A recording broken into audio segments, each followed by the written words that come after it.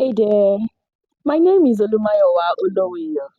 For me, music is not just a passion, it is my identity, it is my language, it is my calling. I have a natural knack for Tiwantiwa music. I am devoted to celebrating indigenous rhythms, ensuring that our traditional sounds continue to echo into generations yet unborn.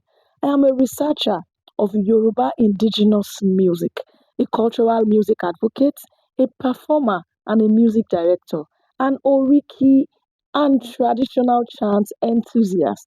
On this page, I'll be sharing educational and creative content centered on the musical aspect of Tiwantiwa music.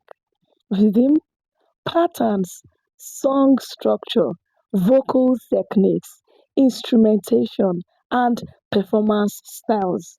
My goal is to help you understand the depth, intelligence, and beauty behind the sound, not just as entertainment, but as a rich musical system with structure and meaning.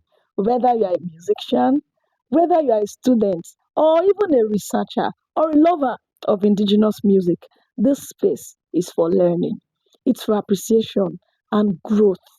No religious framing, no ritual emphasis, just music, knowledge, depth, and heritage.